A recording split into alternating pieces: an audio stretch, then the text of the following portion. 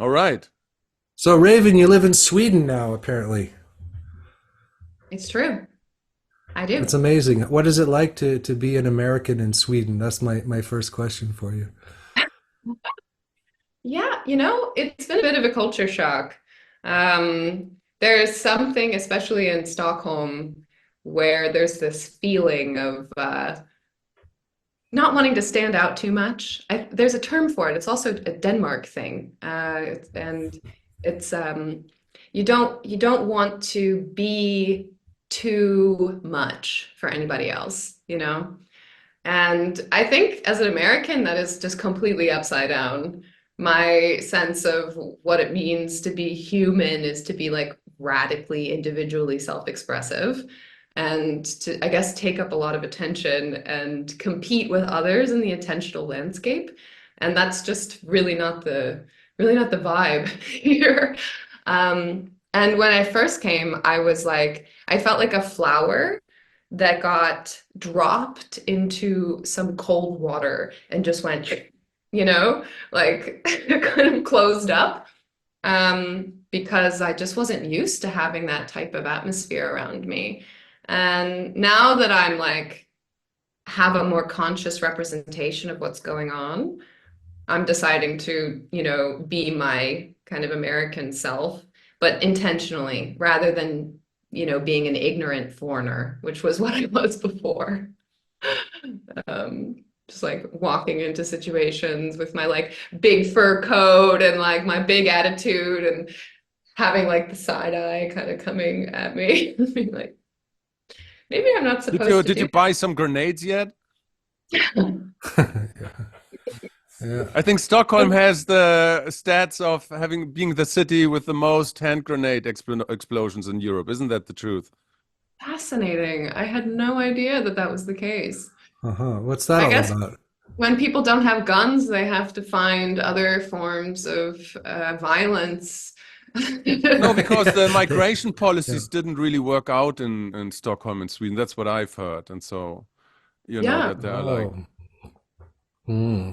yeah, definitely. I mean, yeah, it's been interesting just to kind of get a sense of what American culture is like from being exposed to different European countries and I guess more specifically Sweden, because there is a kind of racism here that I'm actually not used to coming from the States. There is obviously forms of discrimination and people have prejudice with each other, but there is this like overarching identity of being American.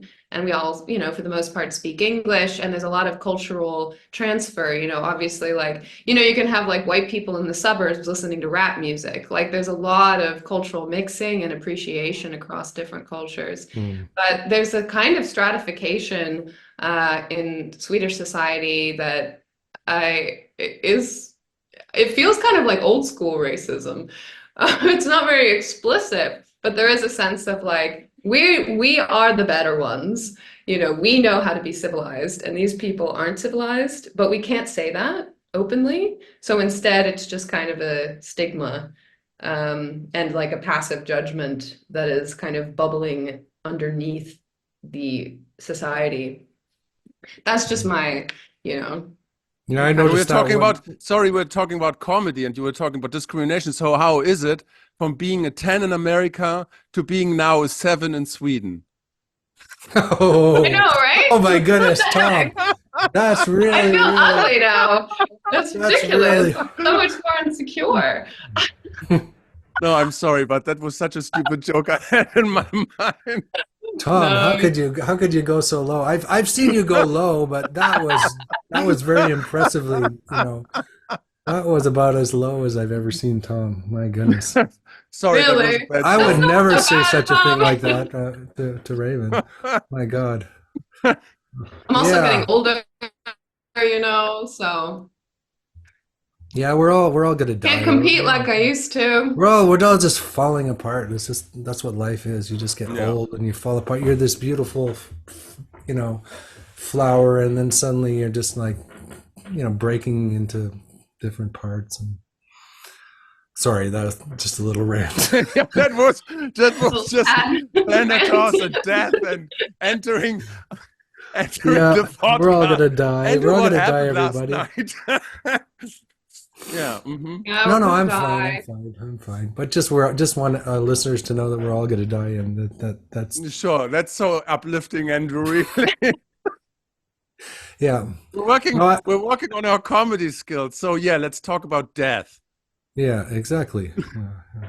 Death is hilarious. Yeah, in a Yes, way. and aging comes for us all, you know.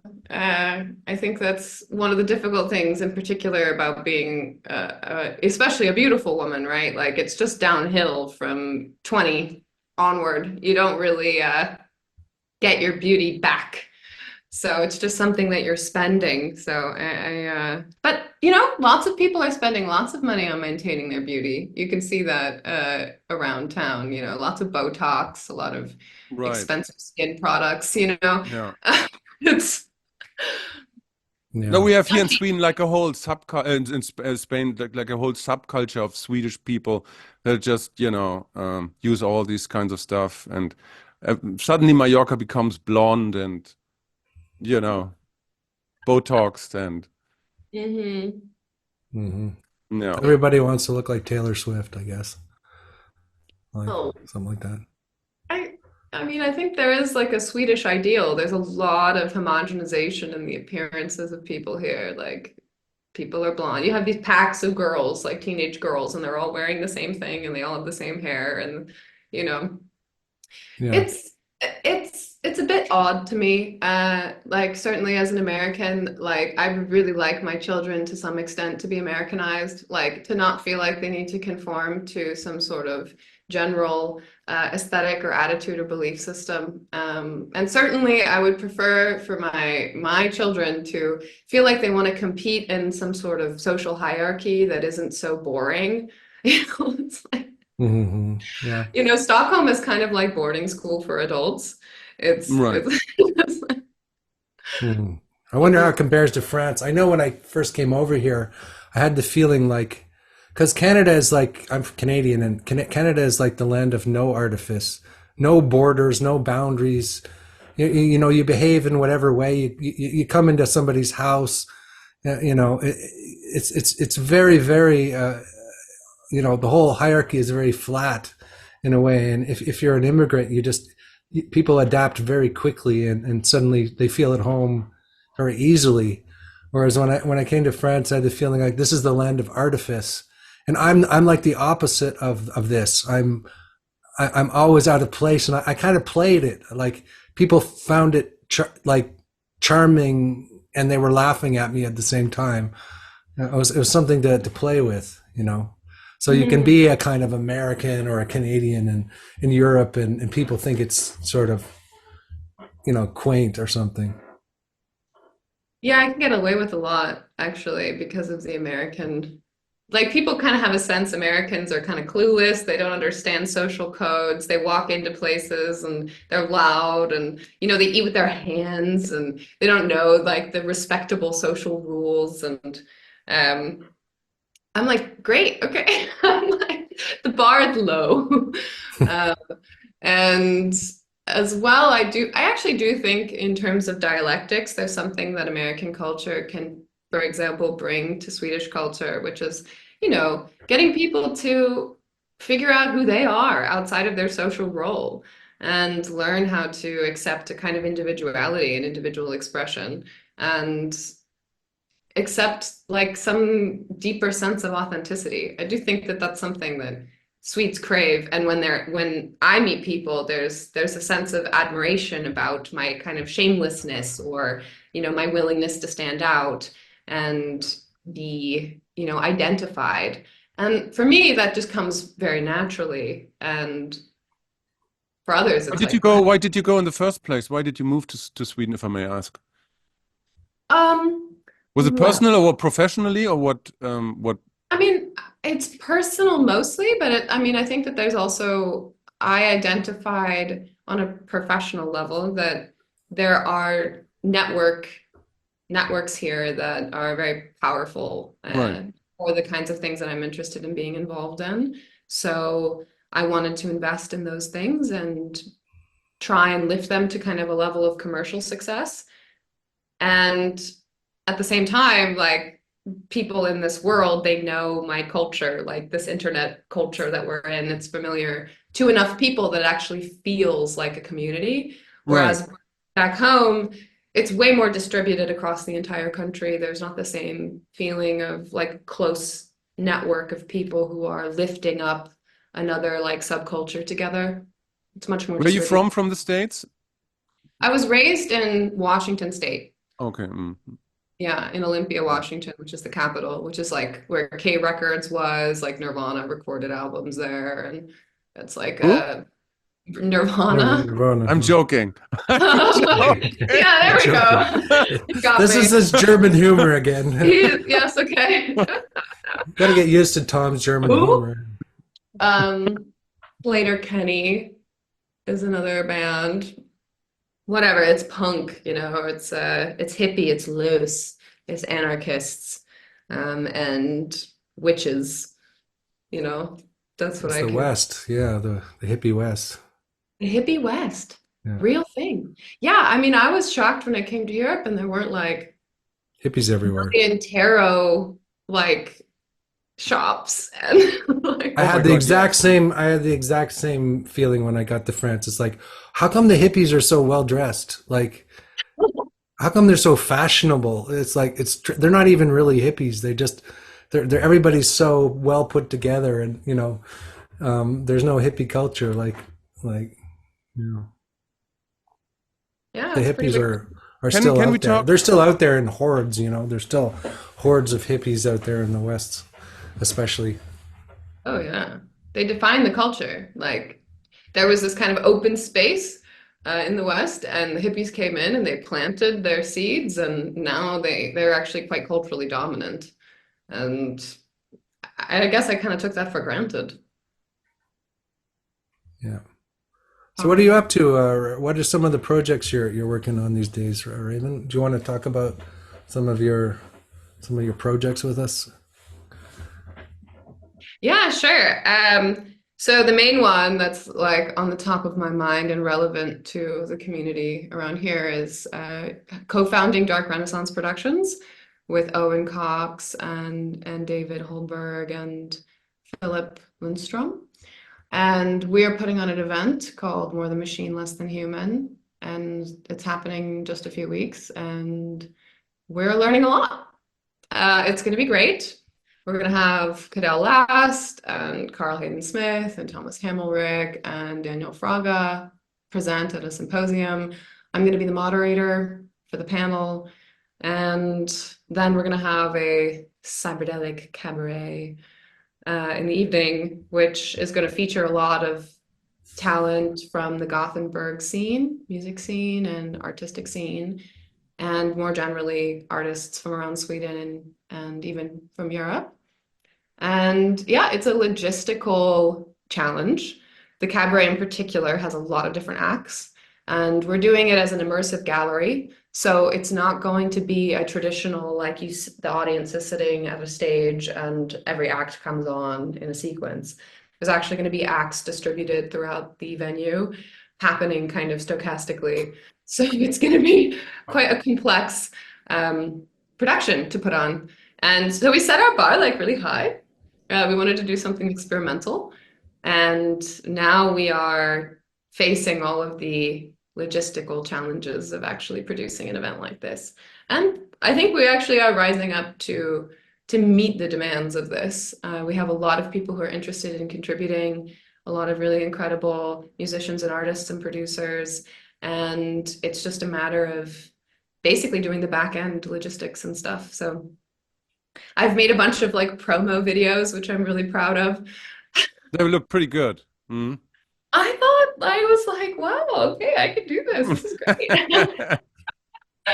Yeah, so we're learning, and the aim is that this will be the beginning of a series of events that we'll do throughout the year. And if we're successful, you're going to hear more from us. So Cool. that's Maybe you could talk a little bit about like the ideas behind the Dark Renaissance, and like you were writing about, about Dark Renaissance and exodology, and you wrote us a bit of an email about some of, your concepts, your thoughts behind, Yeah, but Hmm. besides putting on this fantastic production with lots of cool people, like what is the thinking behind it? What is your thinking behind it? Yeah. Um, well, Dark Renaissance obviously has been this term that's been like floating around the IDW for a while now and has finally kind of planted itself and is starting to make some sort of real life structure in the world. At least that's what we're attempting to do. And to me, it's always represented somewhat of a historical moment, which is basically that we are in this time where there's a lot of different information channels from history, mysticism, esoteric, wizardry, things kind of coming together and mixing. So it's a very estuarian moment of edges. And that gives this potential for a lot of cultural flourishing in the remixing and synthesis of these cultures. But simultaneously, there is a sense of darkness. And this seems to be something that is accelerating, where subcultures are breaking into these tribal dynamics and creating these mimetic shields around them that make information and stories and symbols from other subcultures actually mimetically like mimetic allergens. You know, you hear something from another subculture and you spit it out because there's some sort of immune system response. And that creates this darkness, like the universalism of humanism is kind of over. And we're in some sort of neo-tribal, mimetic tribal phase. And I think for me, I take that maybe a bit further in thinking that I have a bit of an apocalyptic narrative. I think that's partially due to my, American background, that we are in this sort of collapse scenario, and that the universalism that held together the visions of the last 100 years is now crumbling and will continue to fall. And that means that any little subcultures or communities that exist today are going to go back into a state of quasi-isolation, which is good. I mean, in some respects, right? Like, how did we get all of these distinct language groups? Well, it's because people moved to these remote places and then started mutating their languages in isolation. And then you have these moments of travel and interconnection where these different subcultures then come together and you notice how different the languages are and you see the foreignness in the other. And the mixing allows for trade and cultural transmission to happen. So I see myself as needing to position my life and my lineage within this kind of historical context of collapse and a future where But this is things are also not. like such a 90s perspective. I mean, you mentioned Nirvana, and I'm resonating very much with it because that was my time also. You Mhm. know, this kind of phase where everything was kind of crumbling down and everything was like apocalypse, as you said. Mhm. And again, I resonate with that, but isn't that over, kind of? Isn't the apocalypse over? Isn't the apocalypse over? Jeez. I Isn't the thought I apocalypse? thought we're done with this. Oh yeah. I mean, maybe. It is actually a bit of one of these like cultural things as well. Like when now that I'm in Sweden, I'm like, oh, maybe I could send my kids to school. You know, Right, maybe I can rely on the government to right. take on things for me. Yes, As yeah, like there was something in me as an American of this like vigilance. You know, I was like, okay, if I'm gonna have a family and I'm gonna have things that I care about, like I'm gonna have to be fucking strong because the world around me is predatory. It doesn't right, provide support, it's corrupt, and I'm gonna have to arm my family, not only like physically with ammunition, but right. actually also with memes, like strong belief systems, so Sure. that they can keep out all of the bullshit narratives that are being, leveraged in the mimetic warfare that's happening across American society. In Sweden, I'm like, oh, maybe. This was Maybe you just can a let go culturally now. dependent You know that the perspective. Then social we go. systems are in place, healthcare. You just can let go now. Yeah. Yeah. Everything is good. Everything is hunky dory. You know, it's just like, It's yeah. interesting, like the tension really between this kind of universalism that you're, and then the tribalism that's happening, um, and also the tension between America and Europe. Like, I feel that people in America are much more religious or something. They have a religiosity. They're in search. They're still looking for the promised land or something in their, there's still a kind of an intense spiritual search. Whereas I think that in Europe there's a kind of decadence and comfort because it's so old and it's so lived in and it's so easy in a way. And then they're just trying to protect that, and then there's all this sort of fear of outer things coming in, and whereas the Americans are still like they're still like converting to bizarre religions and creating mega churches and casinos and yeah, I find it really interesting the difference, how different actually the American mind is and psyche to the European mind fundamentally, even though we are sort of becoming more universalized through the internet. Yeah, I mean, I agree. I've always been patriotically skewed. This is one of the like things that kept me out of resentful radical leftism. I just always had some sense that the American project was an interesting experiment, and it was worth the trouble. Um, Especially in retrospect, it's already happened, so we might as well salvage it for whatever value it might have. And now that I've actually had more cultural exposure outside of the US and have become friends with Europeans and have traveled on their lands and seen what it's about, I can look back at the US with a different kind of appreciation, an appreciation for what is actually a lot of cultural diversity. At first glance, a lot of Americans complain that the US is homogenous and people want to be around more languages and have more of a bohemian cosmopolitan feel. But once you're outside of this like frame of surfaces and you actually start to explore the different subcultures in the US, especially if you're willing to go into the religious and kind of cultic side of things, there's so many weird corners of bizarre belief systems and spiritual striving and connecting to aliens or, Jesus Christ or whatever it is. And I do find that madness, like that psychosis, quite compelling. Like, Okay, so let me ask you, because that's a question that comes up a lot in the conversations that I have. So it's about identity, right? yeah. And so because I mean, Andrew, you live in near Paris as a ex-Canadian. I'm a German living in Spain.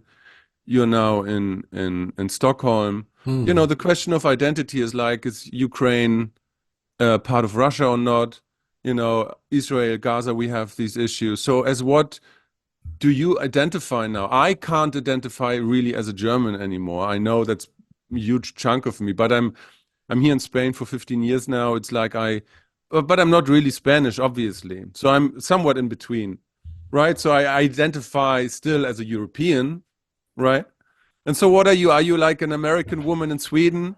Are you Swedenized already? Like how do you, or like does living in Sweden exaggerate your American traits, It or takes do 10 you, years, huh? yeah, Sorry to, or do you yeah. assimilate Swedish traits? Like, as what do you identify now? Yeah, I like to call this Swedish Americana. Is like that's like the term, and to me, there's an identification personally, like my personal identity, but there's also more of like a culture. So, for example, Philip, who's one of my co-producers of Dark Renaissance, he is a cowboy, just like me. So we walk around with our cowboy boots and our cowboy hats, like talk about country music, and so there's something mirrored, like we have this kind of twin dynamic, but inverted. you know, he's a Swede who's loves and appropriates American culture and a brand of American culture that I also appropriate, the fantasy of America of the West. And I'm, you know, an American in Sweden, like kind of expressing the part of me, like this American Western vibe, the fantasy of America. Like in terms of how I represent myself as the vision of a fantasy rather than some genuine What's the expression of America. fantasy? What's the fantasy of America that you're bringing Is into of life? the West, of the Wild West, you Of the know, Wild West, of the the Cowboy Wild West, you mean? West. Like Like the John Wayne, the Searchers and everything, or what do you mean? Calamity Jane is actually Calamity Jane. Right. Yeah. Mm. Calamity Jane, Yeah. right? Well, Um, like that's why people wear blue jeans, right? Blue jeans are working class Western things, but people wear them in cities, right? It's a kind of nostalgia for something that doesn't exist. It is pure fantasy in a way, right? You know, Marshall McLuhan's always talking about the real view mirror effect. Like we're never living in the time that we're actually living in. We live in this sort of fantasy of what we are, or in a retro fantasy land. Yeah. yeah. Aren't you getting cynical in regard of the American vision and American politics, or is that like how do you navigate these two things? You know, the American, vision that we're all participating in, you know, the good America, and then the bad America, right? well, So, I think like I guess for me, there's a quote by David Lynch that's like, you know, it's a great time to be alive if you love the theater of the absurd. right, And I Mhm. don't know. I think this is also potentially how I've coped with the absurdity of American culture, is I just love the absurd. You know, I love going to Las Vegas and seeing just the mimicry and the gauche way in which people are expressing themselves. right. I I love like going to LA and seeing like these houses like like there's the madness of the architecture and like the disgustingness of like all of the cars, and there's a part of me that just actually has an aesthetic taste for the chaos. And the And extremes too, right? Like the, America is the land of the best and the worst, as Leonard Cohen says. It's a place to observe human monstrosity yes, and extremes and all forms of bizarro life because it yep, flourishes it's kind of lawless in a way, even though they're kind of obsessed with you know different kinds of laws, but there's a lawlessness to it. So you get a whereas in Europe the laws are sort of unconscious. They're people have been living them for a long time, so they're almost fully integrated or something, and people know what to do. Like I go to the I go and go to a park in France, and I know when people are going to be there and they're going to not be there. They know exactly when to go to this park at what time, with their kids. Whereas, in America, anything can happen in a park. You could get mugged, or yeah, you can meet any kind of person. It's just the land of the accidental or the haphazard, it seems to me. So the okay, beauty is in haphazardness, is in this chaotic expression, whereas in Europe the beauty is in deep time and form and control. And yeah, I would say at a glance, I pretty much agree with you. Like for example, I was just watching these like comedy skits to prepare for the roast, and there was one where it's this guy just like going around on the street and pranking people and filming it, and they were so absurd, and it was happening in New York City, and I was Billy thinking like Eichner, who was it? it was Eric something. Eric Andre, yes, yes. Yes, Yeah, Eric on he's great. Mm. so fucking good. I mean, like, oh, and I was like, would this ever happen in Stockholm?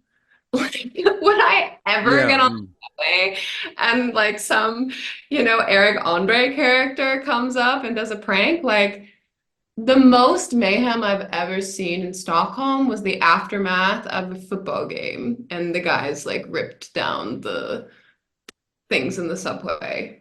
But Eric And Andre is so far out. I mean, this is too crazy. You don't find anybody, even in America, who's even, he's crazier than really he far is. out.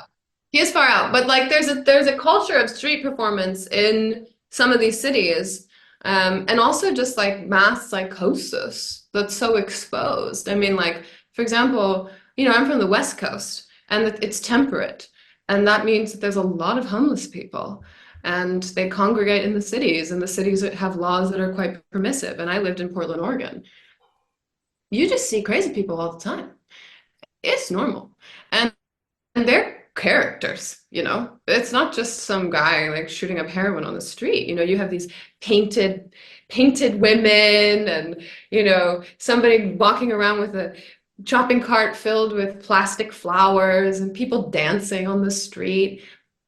It's just so much like expression. I mean, that would be maybe the polite way of putting it, but there's a madness that's just so exposed. And I guess for me, there's a taste to it, There's ooh, where is the madness? Like, where is that in Europe? Well, I think I'm finding it more in the underground, which I do have an appreciation for as well. It's like it's contained, You put the madness into a tantric container Well, or there's Swedish death metal bands and things like that, and there's yeah, obviously things going on, but yeah, they're not exposed in the same way that they are in America, in a sense. yeah, exactly. Mm. There's an attentionalism that happens in the US, and people are competing for attention in very exposed ways. It's a very extroverted society in that sense. And I just don't think you could get away with that in Sweden for very long. You would be outcasted unless Mm. you found a community of people who were also doing that, but they do it inside their containers so that they can protect themselves from being socially pushed They out. have more of a sense of inside and outside, what's allowed inside and what's beyond the walls, and there's a whole world in Paris of what's on the other side of the of the buildings, of these Haussmannian buildings. There's all kinds of things that you wouldn't know are there. Mhm. That's what's kind of intriguing in Europe, whereas I think there's a fatigue in America of everything being exposed all the time. It's kind of gets tiring, you know. Yes. I Yeah, it like this does. idea what you mentioned, Raven, with, what Lynch said, that we're living in a dream, and especially in the last series. And so Twin Peaks. And so the idea that, every country or every, we in Europe, we living a certain dream. We're not aware really what it is. We're like engulfed and we're embedded in it. The American vision is a different dream. We're trying to find out what exactly it is. But, in the same way that you can't control really your dreams when you're sleeping, a culture like the Germans can't control their dream, the dream they're dreaming at the moment. It's a weird dream, the Germans dream, They don't, it's a, but I like this notion. So, because normally we separate, oh, that's the waking state, that's the dreaming state, like this Wilber model, the causal state and whatnot. But I think in reality, these two states are very much more mingled than we think it is. I think there's just the superficiality of things that we're aware of, and the other stuff is subconscious dreaming. We're Mhm. dreaming all the time. The Americans have a specific dream they're following right now, and so the Europeans. And I like the notion because, or this idea, because it tells you so much about where we are right now. Yeah, Mhm. or sleep, Yeah. not just dream, but people Gurdjieff would call it sleep. That Right. people are Mhm. living in a kind of sleep, right? The culture being very much asleep. Then there's certain moments of awakening, but mostly it's But I asleep. mean, dream in the sense of dream, Hmm. America had a specific kind of dream in the 50s of civil Yeah. rights, and, rock and roll came up, and freedom, and new forms of new age. And there was a specific kind of dream that got crushed very, very soon by 69, 17. And so it's like, how would you describe the dream America's dreaming right now, Raven? Um, I guess there's a lot of different dreams competing simultaneously. And I would say the intersection of the dream and the survival instinct is where I think the most breeding is happening, because you have to work in the US. You don't have the kind of security that you would in Sweden or whatever. Like, you can't just go to school for free and be in school for 10 years and then get a nice bureaucratic job. A nice, did you say that, a nice bureaucratic job? Is that what you said? Well, well paid, well paid. I mean, well paid, secure, in secure. France, they're insane. They all want to be admin people because it's a high level position, and you have a salary for life and all the benefits, and so they That's fight fair. over becoming administrators, right? Which is bizarre to me because that seems to me the worst possible existence. Me too. That seems like hell. That seems like being in purgatory. Yeah, yeah. What? Alien. Alien mentality to me. Of course, there are the Americans who want to go and be administrators. That's definitely a class of people, and they have their own kind of cultural dream of inclusion and diversity and making themselves feel very important for being the helpers of the vulnerable within these institutions and whatnot. They definitely have their dream that they're advancing. But then you also have like the Silicon Valley disruption culture, which is strongly technophilic, innovative, and striving. These people work so fucking hard. They are under so much pressure. They're competing so intensely. Like, it is incredible how much insecurity they feel because they're constantly looking up to the person above them or to the people above them and being like, I'm not good enough. I may have graduated from Stanford. I may be working for a startup. I may be working in the most important fields of AI, and I'm still insecure because I'm looking up at the Elon Musks of the world, you know? And this type of atmosphere I mean, it's, if you've been to Berkeley or you've been to San Francisco and you've been around these people, it's a But isn't there strong. like a dream that connects everything? Because I mean, it's very hard to explain. But if you would ask me what the dream is that Germany is dreaming, right?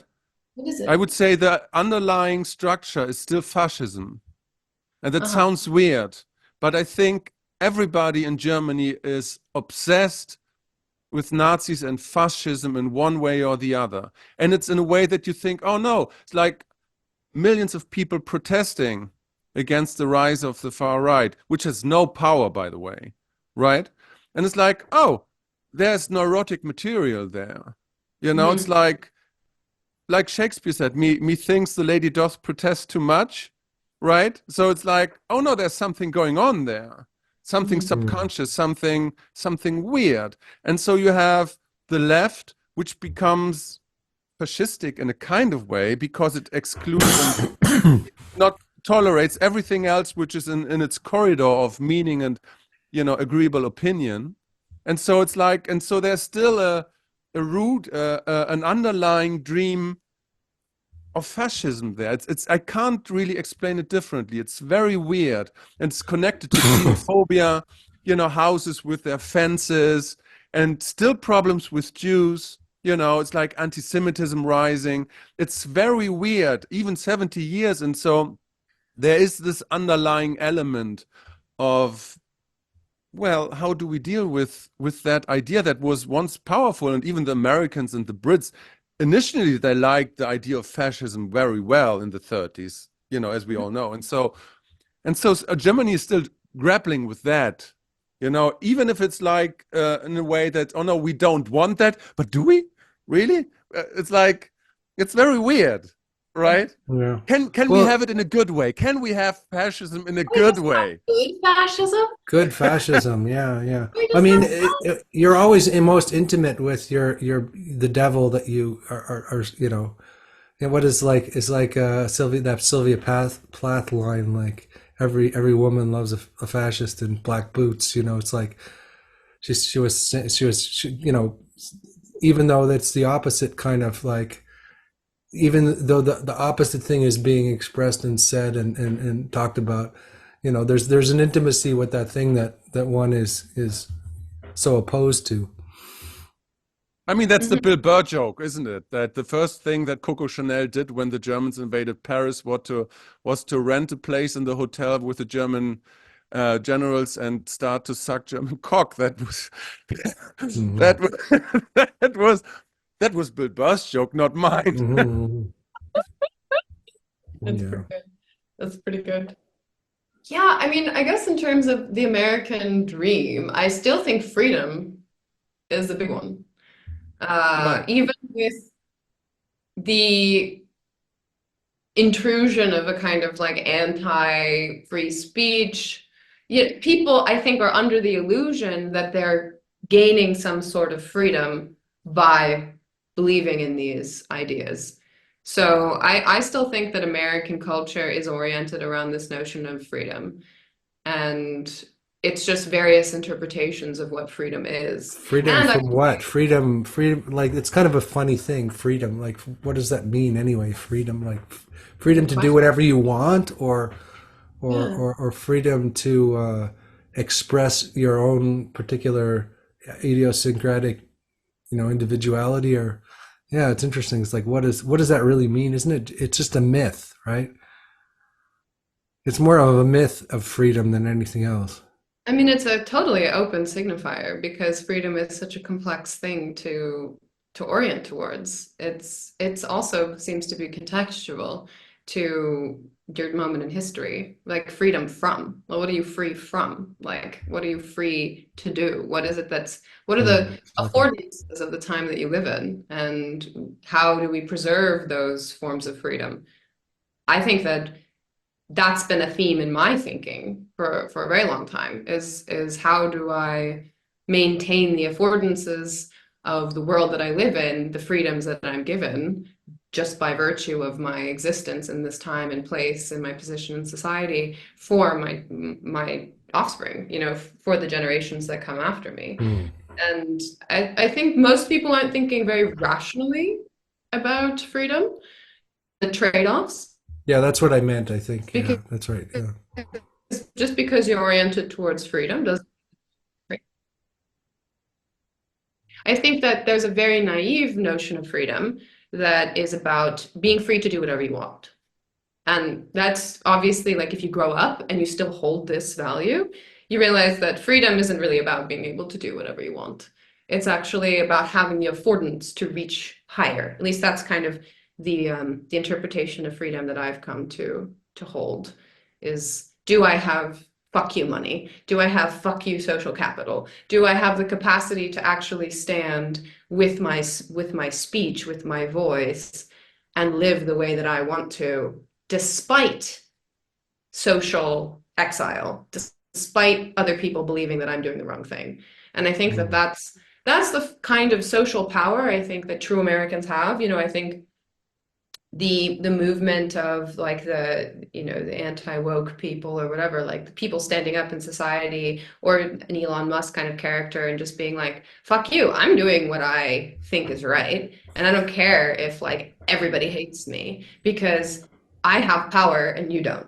You know, like I got mine, so I can do this. And you see this a lot in rap music, right? They're like, fuck the haters, fuck you, get my name out of your mouth. Like I'm here. Like you want to come at me? Try it. There's a sense of like I'm here, I'm doing my thing, and I'm successful. I have what I need. So what are you hating about? And I think that type of energy means that people are secure enough to do things that other people don't like. And that's necessary for social change. If everyone's Hmm. trying to do whatever other people like because they're seeking some sense of belonging due to their insecurity, you end up with conformity and people who degrade themselves, degrade their belief systems, live with contradictions that are Hmm. just basically payment into some sort of club, Yeah. I can believe this crazy thing, and then these people will take care of me. And it makes sense. to pay that price if you're looking for security. But if you're looking for truth, or if you're looking for something greater than that, then you have to have some amount of personal security in order to actually take the risk to step up to that next level. And I think that's obviously a really, really tough game. Like there's a huge filter between the people who make the trade-off to get the security and the people who don't. Most So people what's don't. the sacrifice that you need to get to that, level of being able to do what being able to have a voice that is sort of like you're describing this kind of like, it's like fuck, it's a fuck you, right? It's not Yeah, necessarily a constructive voice. not It's not like a it's not like it's not like it's not like a communitarian voice. It's not like converting to a religion or something like that. It's more so that's why I feel it remains adolescent on some level. I think I mean, I don't know what your experience is like having an online community, but at some level of success, you just inevitably end up getting a lot of hate from people. Like this, there's just a scaling law. At some Mhm. point, if you're popular enough, there's going to be people who make a profit for themselves out of hating you. And I've seen that happen to people who are close to me who have big followings. Just Sure. people start hating them. And I think that it's a natural defense mechanism to be like, well, these people don't get it. They're not being respectful of me, So why should I bend to them? And that's, I also think why there's this like branch of, people like Douglas Murray, he's not American, but he speaks to this of like, why are people bending when all of these haters come and say, oh, you're a racist, oh, you're a sexist? Yeah. How could they possibly undermine themselves in that way and give power over to this resentment and this hatefulness? Because that's a huge bifurcation moment in with these people of popularity and prominence and social standing. Do they bend to the will of the crowd and the resentment of the crowd, or do they say, fuck you, you're wrong. Yeah. You don't have any power over me, you know? And this is my stance. And I may lose something here by saying this. I may lose your favor. I may lose you as an audience member. You may pull your money out of my Patreon. No, But they usually win though, in a sense, right? If they're really like the person who's willing to take that step and risk themselves, they end up winning because people can sense their integrity. I would say that you'd also, beyond the fuck you thing, you also have something constructive as well. If it's just a fuck you, then it's a permanent adolescence, which is the dark side of the American, yeah, psyche. Is this permanent adolescence? completely. I totally agree with that.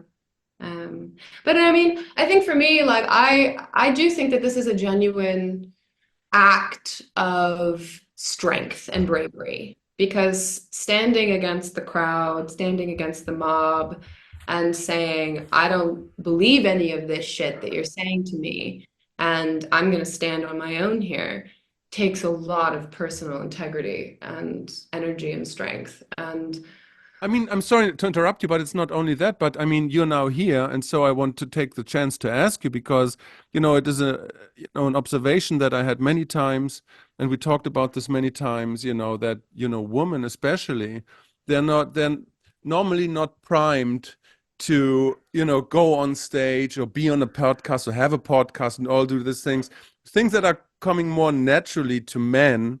It's more dominated, male dominated kind of thing. And then the challenge for a woman to do that and to stand in front of a crowd, that's, I feel, and maybe that's the question, I feel that's for a woman way more work to do than for a man.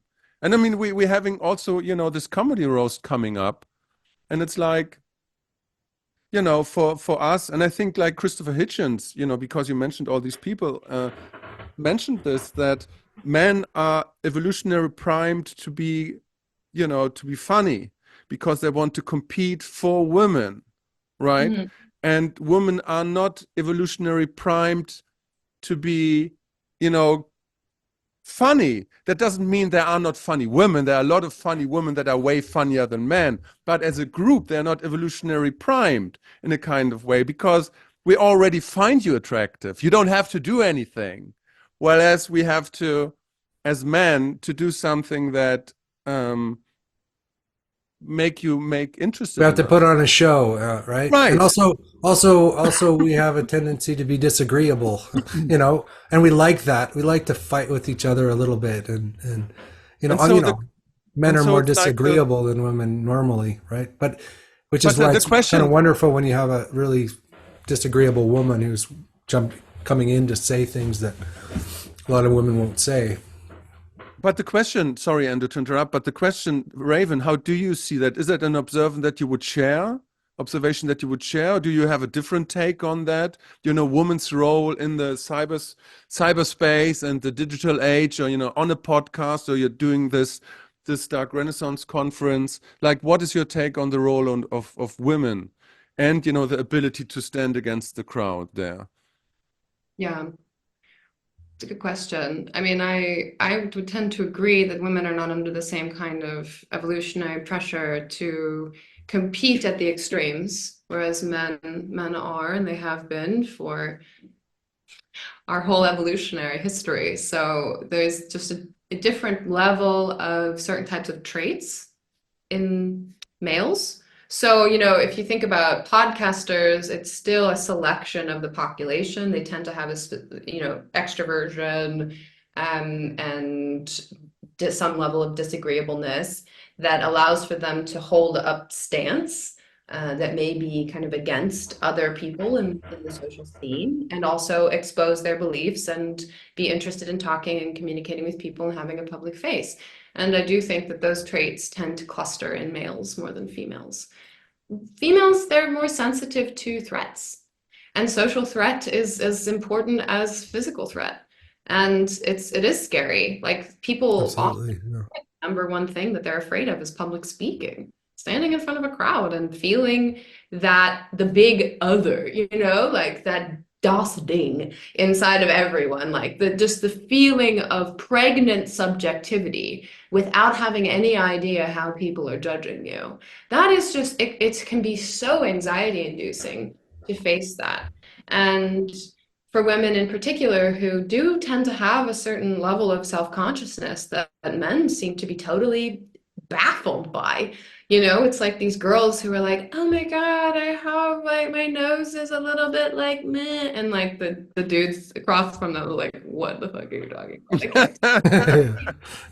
Yeah. There's so many women, and particularly now with Instagram, social media, who have body image issues. They think that they're like 10 times the size that they actually are.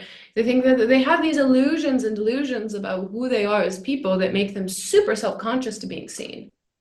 Hmm. How are they going to stand on a stage and say something that they actually believe? Right. Raven, you mentioned in your email when you sent topics you wanted to talk about. One of the first things on your email was pillar sainthood in women.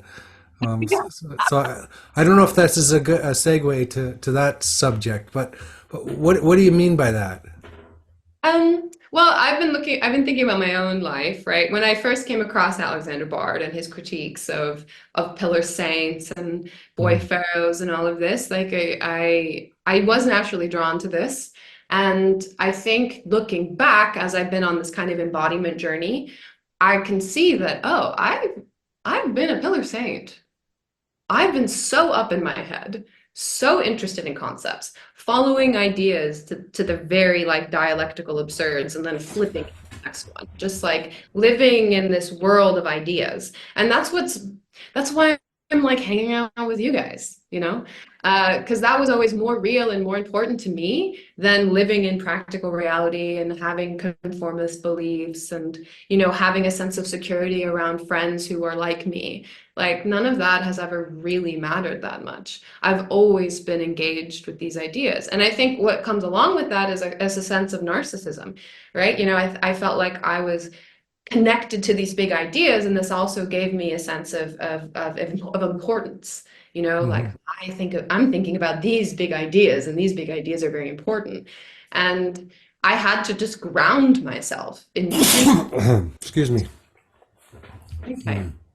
And I see like my journey with traveling as being a huge part of that, where I was just constantly facing the fact that I had no social standing in the places I was going to. I didn't know the cultural codes. I didn't know anyone. I didn't know where I was sleeping. I didn't know what I was doing. I was always having to find a way to connect and be gracious and humble as a visitor in all of these new places. You know, coming to Europe, I didn't even speak the languages that I was completely immersed in and surrounded by. And I was staying as a guest in people's homes.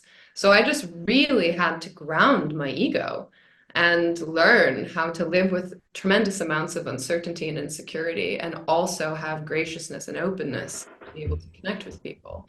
And I also had to face some much more practical realities. Like, and I think that that's part of what this Dark Renaissance Productions is about. It's like, can we actually make something real? Can we take these grandiose, self-important ideas and actually materialize something? And that's a great test for, you know, the narcissistic projections. Like, do we actually have a calibrated sense Right. of our identity and abilities, or are we living up in this world where we're kind of merged with the grandiosity of our ideas, but we don't actually have the real grit to make it happen? Hmm. And it's hard to face that shit, you know? I think a lot of people, they don't bother. They'd rather stay in a place of comfort, and live inside of their narcissistic projections. But there's also like part of that American dream. It's like, what is the saying? You talk the talk, but do you walk the walk, right? Yeah. Yeah, do walk the walk. Yeah, I was thinking also that there's, you know, I'm doing a deep dive into you know, the philosopher Gurdjieff's work, and he always talks about us being three-brain creatures, and he said there's 7 types of men, right, and 7 types, and so the first is a body guy. He's just in the physical reality of the world, and the second is kind of an emotional, and that's the kind of person who's more into gets religious on some level, develops some kind of religiosity. And then the third person is sort of the philosopher, the mind person, right? He says there's, you know, and then there's the fourth man is the one that's in the in between, because he's sort of he's not happy with just one or the other. He's not happy with just being a mind person, or just being a body person, or just being a feeling person. You know, he wants some sort of unity between all of these things. And that's what he called the fourth way, or the fourth man, which is a bit like sort of the bridge to the overman, or something like that in a Nietzschean sense. But I think that, you know, it occurred to me that, you know, as we are all sort of expatriates from our homeland, that we've gone on a search outside of these like dreams, which are sort of ready-made or packaged dreams that we're just born into. And are pushing outside that in some kind of a way. And I was also thinking about Jordan Hall's conversion to Christianity, and I think, I don't know if you know this, Tom, but Jordan just put out a podcast, and he's converted to Christianity. And I thought the reason he's converted to Christianity is because he's been such a mind person for so long, and he's finding something in Christianity that it's not just concepts and philosophy and mind and projects, and, you know, because there's, anyway, whatever floats his boat, I guess. Whatever floats his boat, but I can see that a lot of people are really mind people. They're just in the mind all the time, and that's where they live, and so they you know, they need to experience these other realms of their you know. Yeah, Christianity is also over. Apocalypse is over. Christianity is over. That's my personal opinion. Not in the US, though. No, it's alive in the US. It's alive and well there. Like, apocalypticism is alive. You can see that in the culture. No, you have to support my assault on the end of apocalypse and Christianity. It's so European. Yeah, that's so European. I know. Europe is dying. Like, nobody's having children. Like, you know, the villages are completely empty. Like, Europe is on its last legs, and oh no, we have a second coming. That's up Yeah, and it's going to coming. be immigrants coming from all over like Africa and living in Portugal. Somebody has And to do the becoming work. Christians too, You right? know, we don't want to do the work anymore, so somebody Or else does. Muslims. Just got to do it. You know, Yeah, it's not going Yeah. to be the immigrants.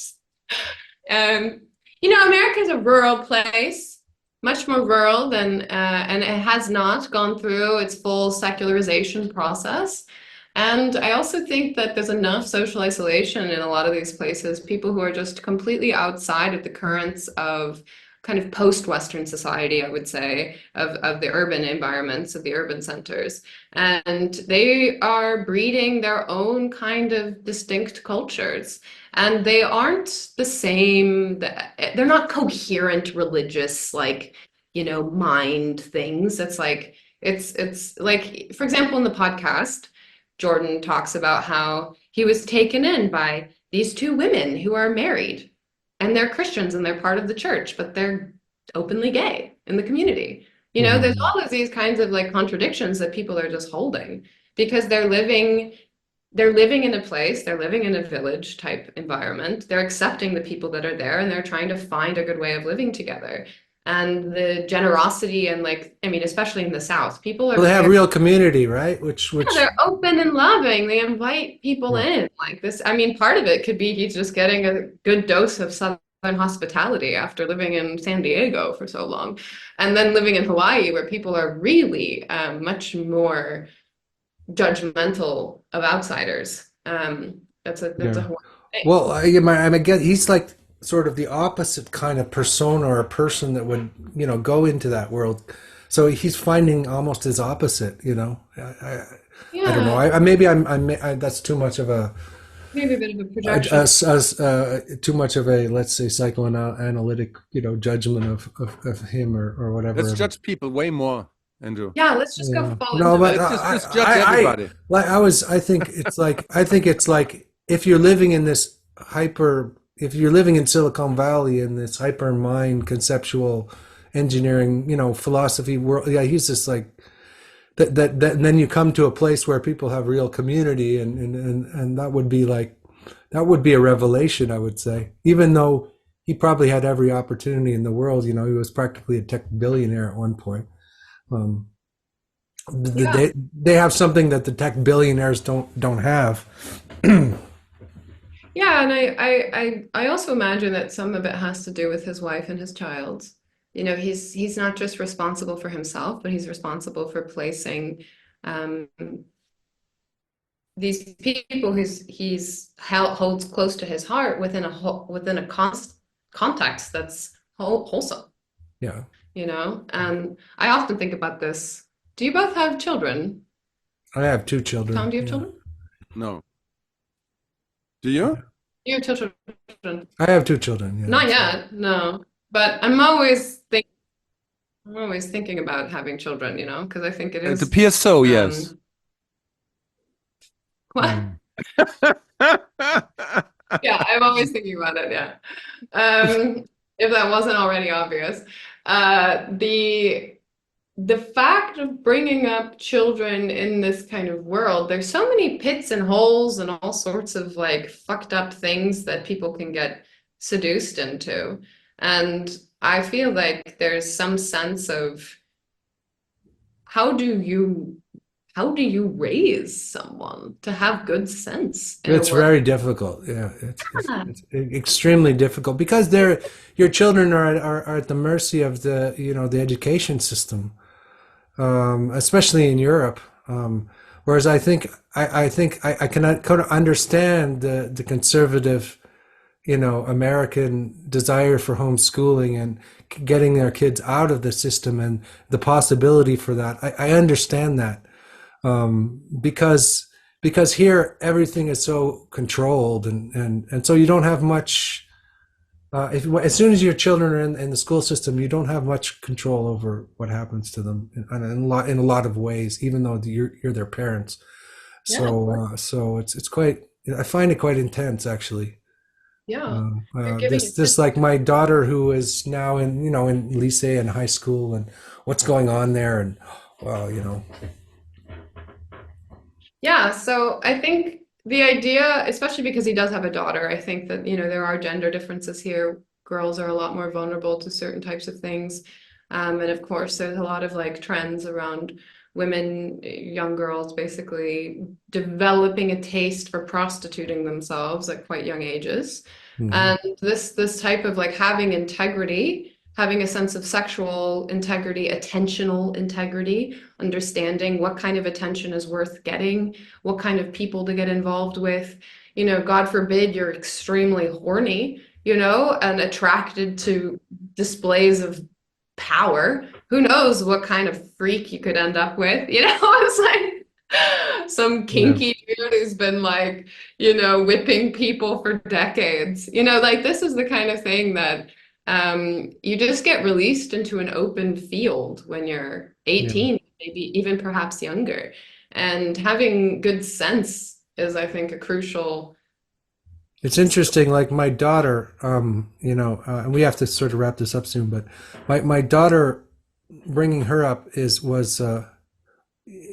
seems to be a lot easier than my son. So of course, with a girl, you feel like you need to protect them more, in a sense. But I realize that but my son, it's you also have to protect boys from a lot of things, and it's harder to do that on some other level. Anyway, that's a whole other conversation. So maybe that would take a lot of discussion to flesh all that out. But Yeah, well, maybe one day I can interview you about that because it's a very interesting subject to me of like, especially in this culture and community of people who I would consider to be free thinkers, like who are kind of beyond the containers of their given culture, who are seeking.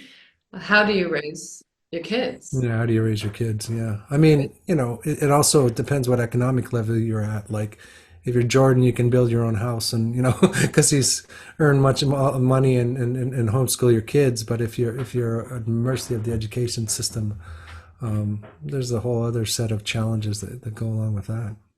It's Totally. like the Yeah. the, the motto of our comedy roast. It will definitely suck a little. That's how I imagine it. It definitely sucks a lot, yeah. But yeah, A, but a little. It will definitely suck a little. I'm not saying a yeah, lot, but a little at least. a little at least. It might even suck a lot, but it'll be great anyway. Sometimes, things that suck a lot are really, fun, like bad Swedish, you know, pop music. Bad Swedish pop music, yeah. Yeah. Yeah.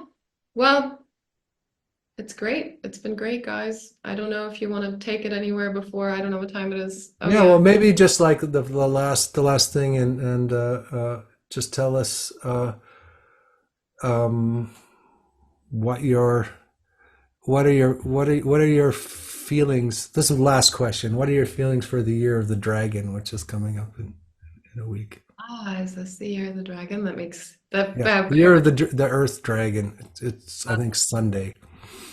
yeah, I love that. Yeah, it feels very much like this is a manifestation year, to kind of borrow the hippie language, but really taking ideas and rooting them in the earth and building things and becoming quite practical and driven on a material level, but also holding those high concepts as much as possible, trying to create this link between earth and sky and live with a certain amount of integrity and verticality. That's the aim for this year. And a lot of community building, like understanding that this is a post-individualist kind of project, that it's about bringing people together, that this is a community, and we need to create deep bonds and social ties if we're going to create a little world for ourselves. Yeah, so that's my vision for the year. Oh, thanks so much, Raven. Thanks for hanging out with us on Yeah, Thank Parallax you. View.